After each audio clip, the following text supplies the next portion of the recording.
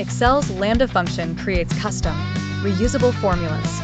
It allows for defining new functions with given arguments. Start by accessing formulas from the Excel toolbar. Select Define Name to name your Lambda formula. In the formula box, type the Lambda syntax, equals Lambda, parameters, calculation.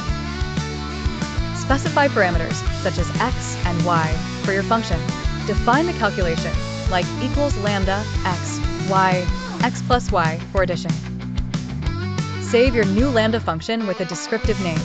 Use your defined Lambda, just like any Excel function. Try incorporating Lambdas for complex or repetitive tasks. Edit your Lambda by returning to Name Manager.